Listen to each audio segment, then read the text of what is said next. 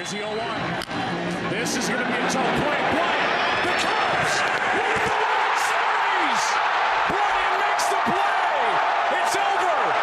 And the Cubs have finally won it all.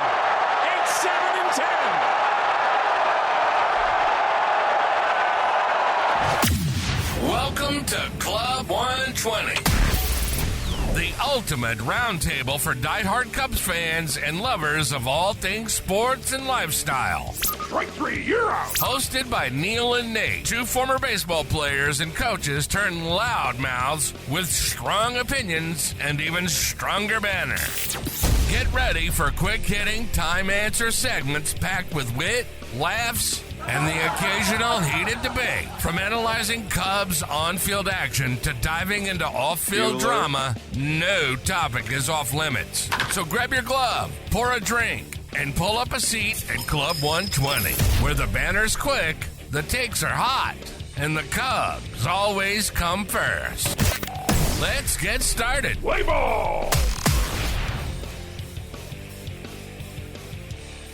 Hello, Cubs friends. It's 120. You know what that means. It's time to grab an old style and a bleacher seat.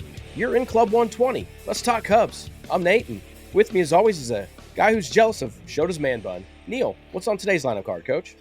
Oh, man. Yeah, I appreciate the intro, Nate. And listen, if my fastball looked like Shota's, I'd grow a man bun too. Maybe even a second one. But thanks to all you for tuning in, whether you're listening from the bleachers, the treadmill, or you're stuck in Chicago traffic. We're glad you're with us. We got a great show today. We're looking back at a packed homestand that gave us fireworks on and off the field. We'll talk all-star snubs.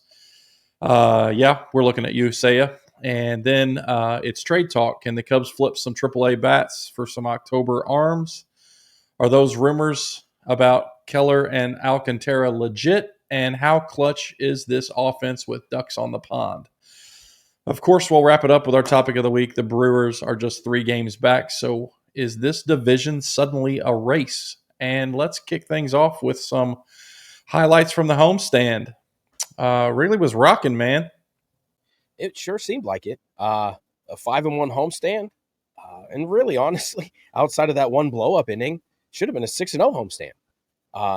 They played the game that was on the field every night, and they controlled pretty much all of it except for one inning where it just kind of got out of control. So, and they really fed off of the energy all week, though. I mean, they brought it after that off day, little boat crew leading into the weekend. Man, they really did bring it, and that was some sort of energy that you feel like could be just catapulting them to some sort of summer run, right? I mean, that's what it felt like to me, at least. Yeah, well, I mean, we can't, obviously we know what we know now because we record on Wednesday prior to Thursday. So we know the offense kind of dropped outside of Turner's bomb last night, dropped an egg. But, first off, I wasn't able to go to any of the games, but I felt like on TV anyway, it looked like playoff vibes in Wrigley, like outside of how hot it looked. But man, it looked like the crowd was on edge. The attendance was huge. Yeah. And maybe that's what got to St. Louis. Maybe they're not used to playing in front of a crowd. So that's, had to be odd. What do you think that homestand, if anything, did it teach you anything about these guys? Well, I mean, the one blow up, it has been something of a theme throughout this season. We don't just lose 3-2. We give up like 8 runs in 3 and before we get 3 out. So we're pretty epic at how we lose a lot of these games that we are. But the resiliency of this team, that really legitimately means nothing. And I think that it means nothing to a guy like Keller. I think they're all just like, well, we're all going to have one, so let's just go ahead and, it sucks, but you're going to have one, so we're going to deal with it as it goes. They can control pretty much any game now. I know that. They can control a cold weather game. They can control wind blowing in. They can control a game even if it's out of control and the wind's blowing out. And that's, you've got to have that team built right for Wrigley. You got it, because 60% of your games the wind is blowing in. So you've got to be available to do that and not just hit bombs. The offense is huge considering that stat, right? Third in all the slugging deal now, as far as it's leveled off between Yankees, Dodgers, and us. But that's with us playing in a cold park, and 60% of the time the wind's blowing in. They're built different. I like it. Yeah, and I'm not sure it's something that we didn't already know, but one of the things that stood out to me was, we've joked about it. We joked about it last week and already joked about it this week, but the guys on the boat, and it seems that this group likes each other. Like they like to hang out with each other. Like, it's hard when you have 30 personalities to find 8 to 10 guys that want to hang out with each other when they don't have to. Yeah. That was good to see. That was neat to see. And they absolutely responded too. It wasn't like, hey, our head's going to be in the clouds because we got to go home and the weather was finally nice. We got to get on the lake. We got to do some things. And then, it was nice because they came back and got right to business. Right. And I think the next game they put up, 8 or 11, I think, maybe 13. 11. Yeah. I mean, it was crazy. Yeah, it's nuts. It was over in the fourth inning. It was pretty much a make them play chase early, and that thing they rolled over. But yeah, are you worried about that though? I mean, or are we past that as a team? When you're a manager, or you try to do the team building stuff, you want them to like each other. Now they really like each other, and was that a problem early that maybe they did like their off days too much and they didn't get back to work early in the season? And now maybe they found some of that balance again. I'm not worried about that as far as chemistry goes with the existing group. I do become worried about that when you start talking trade deadline. Like now you throw other personalities in the mix. Maybe somebody, I remember when they traded Bryant and he absolutely lost it in the dugout. They showed the phone call. They showed him hugging guys. And then then you show up at a new team and, I'm the cock of the walk over where I came from. Right. And now I'm over here. I'm just here to supplement what you're doing. Mm-hmm. And personalities it's hard. It changes a guy's career. It changes a guy's life. And so you throw that in the mix with a clubhouse that's already gelling, that could get crazy. So I don't know that, that's why Jed's paid a lot more money than I am. So sure. Well, maybe that's something that we're, maybe looking for, and we'll get to that later as some of the prospects. Maybe we're looking for more boat crew members. So let's talk snubs. Obviously, Seiya Suzuki, Michael Busch, the two most notable snubs, I think. Apparently leading the league in RBIs and hitting 300 and carrying your offense is not cool enough for the national stage. So I guess I just, do their numbers, first off, in my opinion, their numbers justify a spot. And I don't know how that happens or internally or whatever, but do you think they are underrated nationally? And how do these snubs affect the Cubs' visibility and narrative? Let's be honest, Neil. Busch can't even get a vote from his own manager to start every day. So how can we? I mean, he is vastly underrated. He's underrated in his own clubhouse. So yeah, and up until this year, Seiya was too. Really, I mean, I remember several conversations that you and I had personally last year where he's frustrating, but also he's like third in the league in hard hit balls, and you're like, it never really added up to what we're seeing now, and we're seeing the culmination of that. Right? He put it all together. He hits the ball really hard, and now he learned how to lift.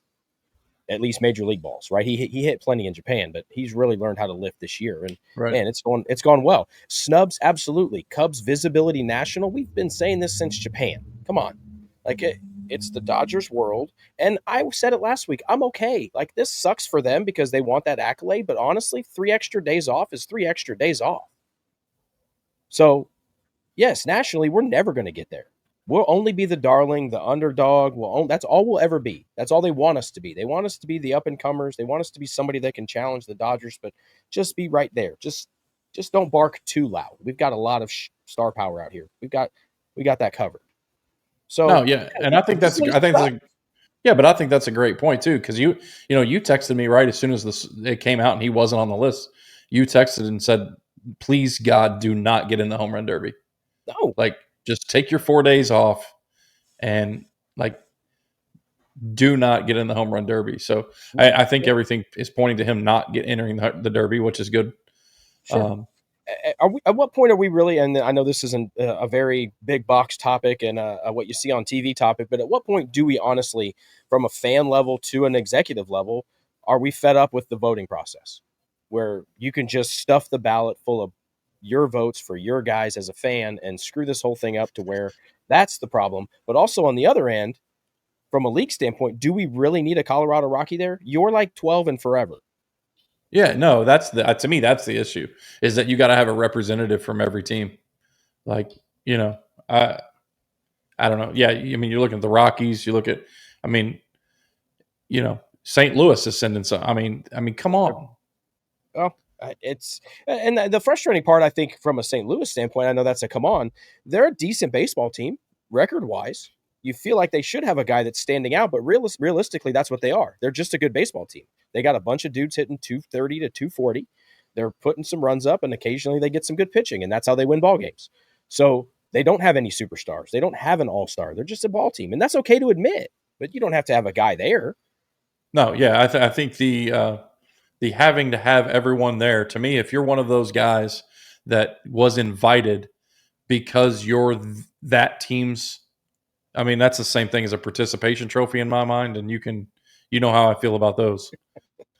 The last one you didn't even mention, honestly, is Nico. If you look at statistics, and that falls into this, the St. Louis problem, especially with, our division basically is sitting there with 3 technical all-stars in it, as you have to. I guess that would be St. Louis's representative. You got Terang over in Milwaukee, and you got Nico, which statistically speaking is the best second baseman in all of baseball.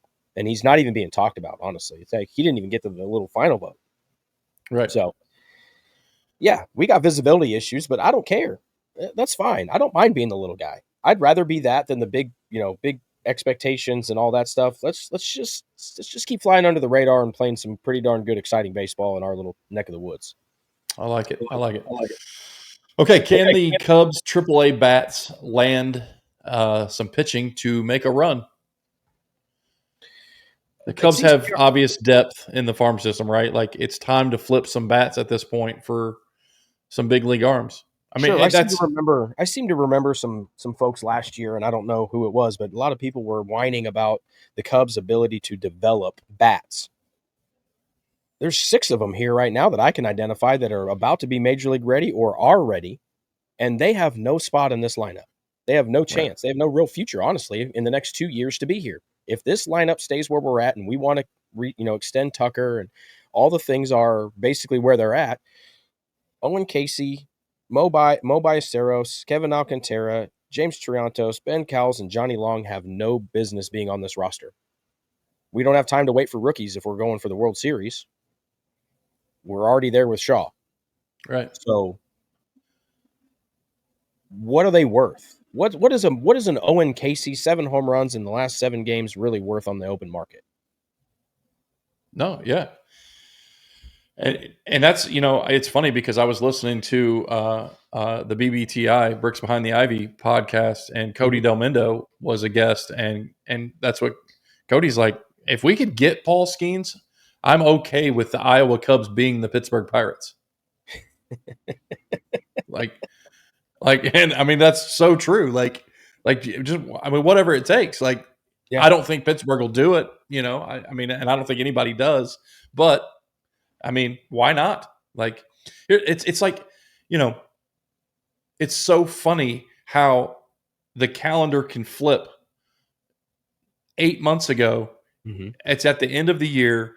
We really started trailing off as a ball club, and all the noise you hear is play the kids.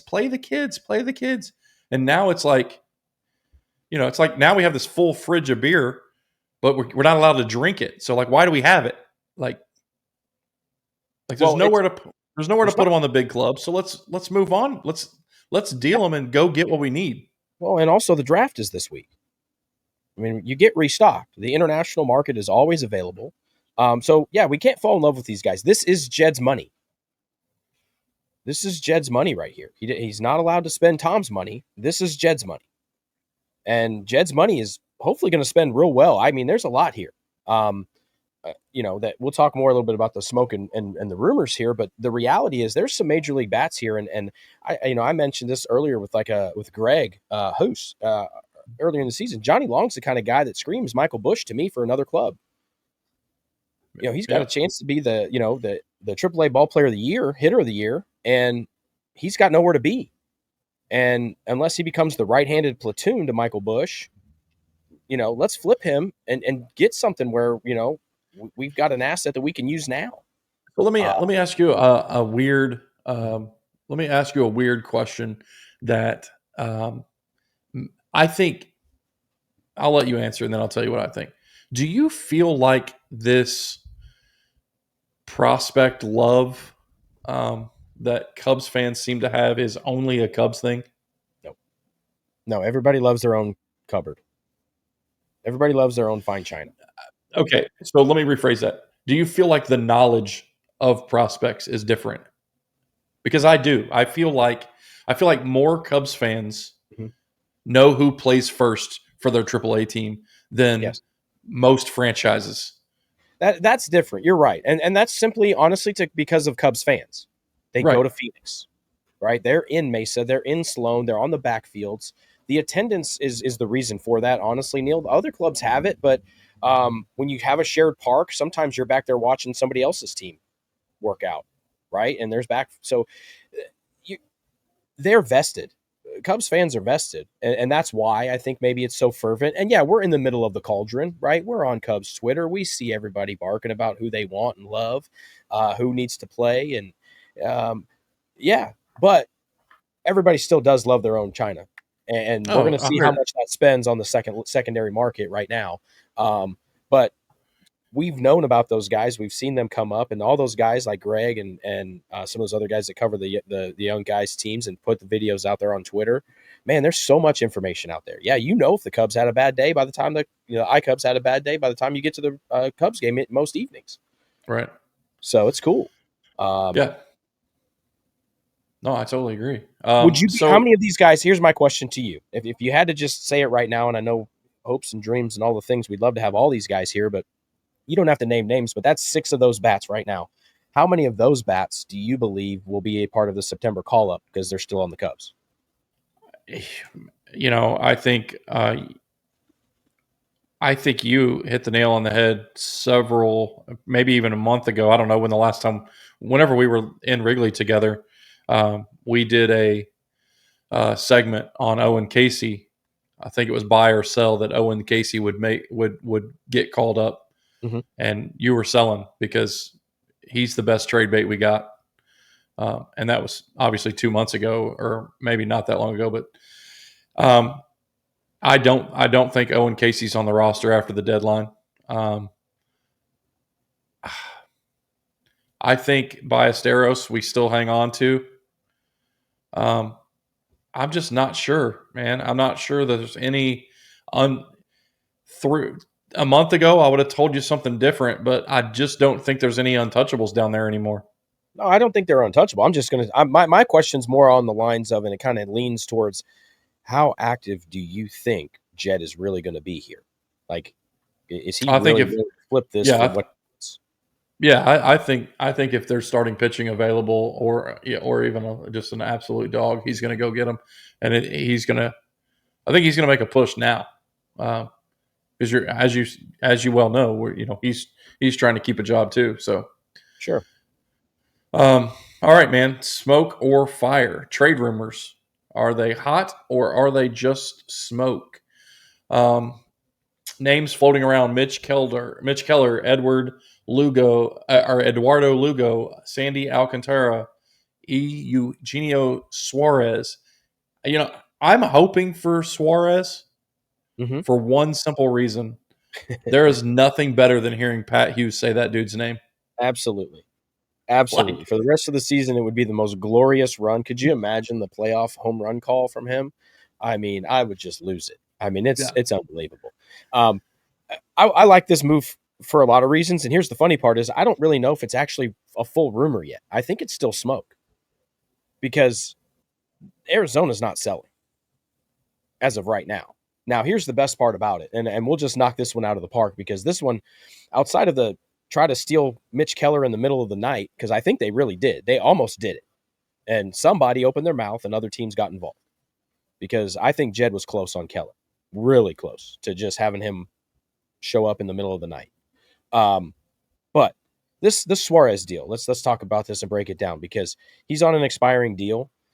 It'll be a couple million. That's all that's left once we get to the deadline, right? So it's not a huge budget problem. He's an expiring deal for both Arizona and whoever he could potentially go to. Here's my deal. Arizona has Jordan Lawler ready to go in AAA. He's their top prospect. He's higher ranked than Shaw. He's a shortstop. But Perdomo locked down shortstop, but they're going to get him up. If Jed wants to go get Suárez, he can get him anytime he wants. Anytime. And so that's all we're waiting on. And we can have him. And he hits the crap out of the ball at Wrigley. Like you said, I don't even know his stats, but that's the first thing that you said to me when the rumor first came out, right? Like, it's not just Pat Hughes saying his name. It's the fact that that dude, for whatever reason, loves Wrigley Field. Yeah. So let's go. Okay, so you say Arizona's not selling. I say they're fourth in their division, and they're not going to catch anybody in front of them, I don't think. But well, they're going to hold on. Wrong. Sure, but the Suárez deal, I don't. Okay, they might not be selling on Kelly or Gallen yet, but I think you could overpay for Suárez right now and just bet. Just if you wanted to give maybe one more prospect up the rung than you thought you could do for his expiring deal, which shouldn't be a ton.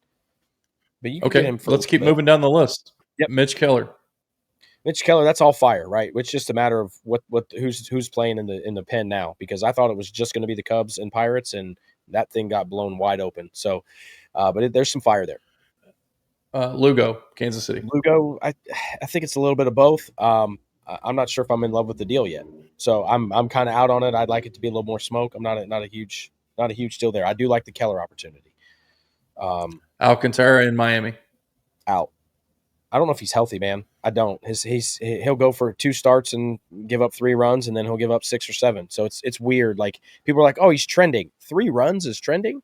I would like Sandy to be like 1 or 2 runs for a long time. What about on the same roster? What about Cabrera on the same roster? I want him. I like him. I think he's got a little something in his neck.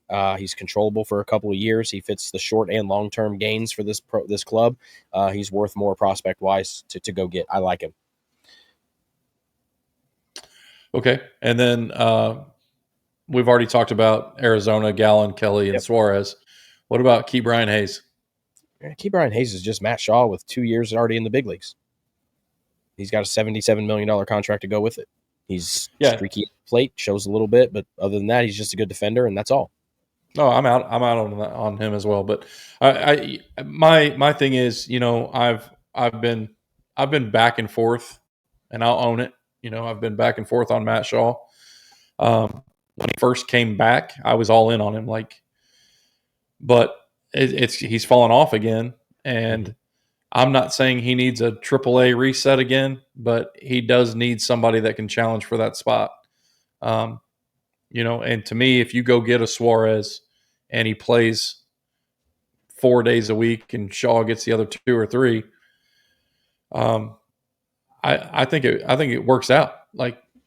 And Shaw doesn't even, the 2 or 3 days that Shaw plays, it doesn't even have to be the full game. Like, put him in the 5th, and so he's still getting at bats, but I think we got to upgrade that position. I think the Suárez deal keeps all options open. Win now, go after it, put a bat in the lineup that you need. But he's an expiring deal, so you don't have to hit the full, we're punting on Matt Shaw project already. We're not. Right. He's just not hitting enough. And he's got to learn how to hit and lift. He's got to learn how to lift Major League pitching. That's it. He lifted in college. He lifted in the minors. He hasn't figured out how to lift in the majors yet. And it's just not there. So, but the defense plays, right? So I'm not done on Matt Shaw. You're right. I'm not down either. We just need to win now. And there's a bat there that makes sense. So let's go get it. Okay, moving on. Hitting with runners on is clutch nature or nurture? Oh man, that's a really good question. We have a really good patient 0 or X in that department. Dansby Swanson. He's hitting 141 right now with runners in scoring position. But I can tell you without a shadow of a doubt that there's been plenty of teams that Dansby Swanson has been on since he was 15 years old that he's had plenty of clutch hits. So, is it nature or nurture? That's a great, yeah. So here's the thing, right? Like the timely hits, the clutch, all this stuff. Would you be surprised to know that the Cubs lead all of Major League Baseball in runs and RBIs per game? So their team average or just 5.3 RBIs per game. That leads all of baseball. Next is the LA Dodgers at 5.2, New York Yankees at 4.9, Arizona at 4.9, Detroit 4.8. The Cubs lead all of baseball in RBI. Now, I was ready to jump on this topic and be like, we can't move runners in. We get runners on base. We can't score them. Yeah. And then I saw this stat, and now, obviously, the home run ball is an RBI. We Correct. do hit, say is the king of the solo shot. So you got to take that into consideration because obviously that's not clutch hitting. There's no runner on when you hit a solo home run, whatever. True. It's still clutch hitting, but you get my point. And Sure. and the point we're trying to make is how many times do you see the Cubs get first and second, nobody out, and finish the inning first and second? It's wild. Right. It's wild. Or the leadoff double. That's the worst. Yes. Yeah, I agree. It's like that's not happening. Especially, it just depends. Sometimes it just depends on where you're at in the lineup too. It's like, what? That's it. That's all we got. That was a double, and that's it. And I don't know if it's Craig building the lineup or what, but is it back to the original point though, Neil? Is it nature or is it nurture? Right? Let me give you a couple of names here on the list that I think are some of our favorite Cubs of all time, or would be on a short list of hitters. And here's why they were. Mark Grace, 315 average with running in scoring position. Aramis Ramirez, 311. Derek Lee, 308. All just legendary Cub guys. And pretty darn good with that. On that short list was Nico Horner, 312. That's what I was going to ask you if Nico was on that list. Nico is on that list at 312, man. And it's hitting in the 8th spot. Here's the only problem with Nico, and this is why he gets knocked down on the peg. Because if he played on Mark Grace's team, if he was Ryan Sandberg, if you will, that would be the love he would be getting, because that's the kind of baseball that was okay back then. But it doesn't happen that way now, and they want this. He doesn't hit himself in enough, I guess is the best way to put it. Nico's flaw is that he doesn't hit the ball over the fence enough. Yeah, he doesn't drive himself in enough. It's a weird thing to say, but Nico doesn't drive himself in enough. Okay, so obviously you got Nico for which hitters thrive the most in that spot on our current roster. Outside of Dansby, obviously, is who's not getting the job done? Who do you think outside of Dansby is our biggest rally killer? Sure. I know where you're going with this, so I'll take the bait and I'll make it right here. Are you ready? Kyle Tucker is very low on that list. That wasn't where I was going, but okay. Well, Kyle Tucker's very low on that list for my $500 million opinion. Yeah, but he hits in the 2 spot, right? So where I was going with this is Matt Shaw. I think Matt Shaw has killed more rallies than Dansby. Oof. Man, you got Nico right in front of you getting on base or moving a runner, and then I'd still argue that the other way around. I really do. I think we're better. I think Shaw works more walks. Okay, but I think we're better. Okay. As a roster, we're better when Riley McGuire was hitting in the 9 spot behind Dansby. Okay. More balls in play, putting the pressure more on defense. But Kyle's had a lot of at-bats, though, with nobody on because, no, I get it.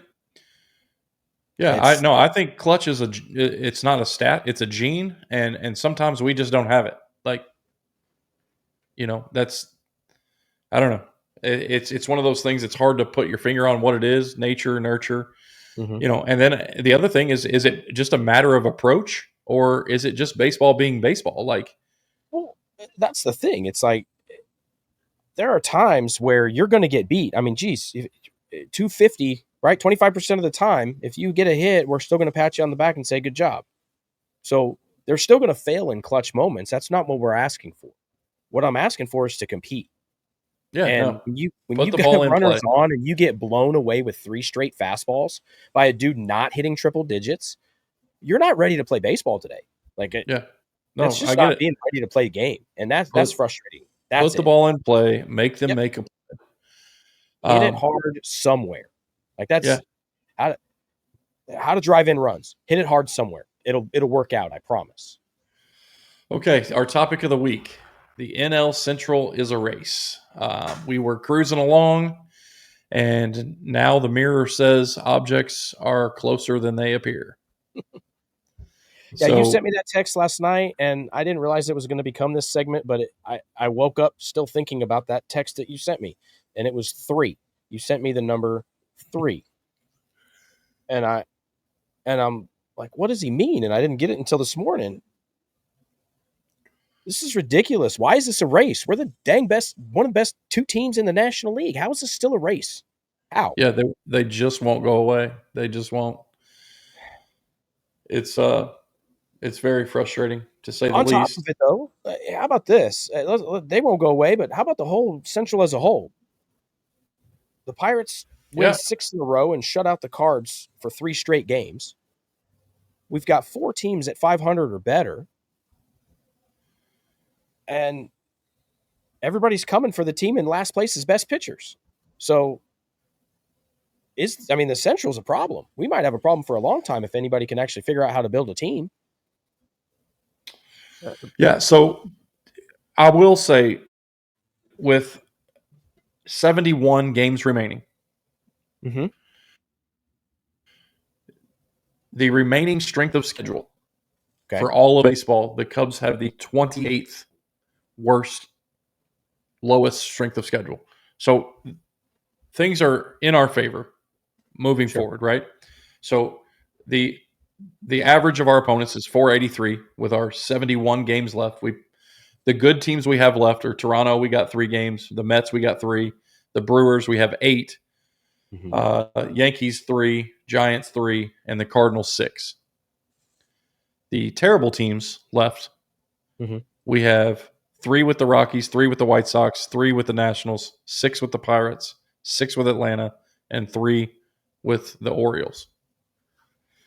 So if there is a silver lining in what's left for the second half, the Cubs have the 28th strength of schedule remaining. The Milwaukee Brewers have the 5th. Sure, but they're mowing through the Dodgers right now. So they're okay. I just think You sent the text. Yeah, no, You I get it. You sent the text. You started this. You said 3. Now I got to dig into what. Now I have to care about the Brewers. I thought they were little brother and we were done with them. You know where this comes from? You know why they're not gone? I got it. Are you ready? Mother Nature. That damn rainout. We had them. We beat the pants off of them, and then since that rainout game, they figured it out. Yeah, I don't know why. I'm not worried about them yet. I know they've got the Dodgers, but I just don't see them. Even the bad teams, the supposedly easiest opponents, Texas, Pittsburgh. I don't think they can. They played Pittsburgh 6 times. I don't think they can beat Pittsburgh 3 out of the 6. Matchups, right? Do what? It's all matchups at that point. I mean, yeah. If you get, and that's kind of where they're at right now. That's kind of where the Cubs are at. You hate to have that happen last night where your ace goes to start a road trip and you get beat. But you look at how it lines up. If they get Peralta and the Mizorowski kid off of the other guy's aces, they're rolling those teams. So they're going to be a problem. This is unfortunately. So we just have to be more aggressive than the Brewers. Well, as far as trades. No, yeah, that's what I'm saying. We have to be more aggressive than the Brewers at the deadline. Oh, I mean, the Brewers might be sellers at the deadline. you don't know about those owners, man. They're crazy. They sold Josh Hader in the middle of a playoff run. True. So, yeah. But it's way tighter, and you got me way more riled up than I should have been heading into the All-Star break. For as good a baseball as the Cubs have played, this is 100% a race for the Central now. Yeah, we just got to take care of, the next 2 series. What do we got 2 left with, obviously it's Wednesday, so we got 1 left tonight and then tomorrow. And I don't know, where are we going after this? Off to New York to play the Yankees. New York. Yeah, the Yankees. Yeah. So hopefully we take a kid with us from Minnesota. That'd be really cool. Right. There's a certain kid that we're not going to get to see this week that we would love to be in our dugout. I promise. I hope you're not talking about someone on our AAA roster who's also playing in Minneapolis this week. They are too, but they might be flipping. There's a kid over there I'll be interested right. in. They're not. You come over and take their bus, and that's right. Like yeah, just exactly. We'll make it happen, man. It'll be a good week to just take a new friend to New York with us. I like it. All right. Well, that's all the time we have. Thanks for watching. Thanks for tuning in. We appreciate all of you as always. Be sure to like, follow, subscribe online, everywhere, all social media platforms at Club 120 Show, or visit us online at club120show.com. That's all for us. Go Cubs, go. Go Cubs, go. This has been Club 120. Neil and Nate have practically spent their entire lives doing something centered around baseball. And with these guys, you're going to get quick-hitting, time-answer segments packed with wit, laughs, and, yes, heated debates. We hope you enjoyed the show. If you did, make sure to like, rate, and review. We'll be back soon. But in the meantime, you can find us on all social media platforms at Club 120 Show. And, of course, the website at www.club120show.com. Until next time, go Cubs, go!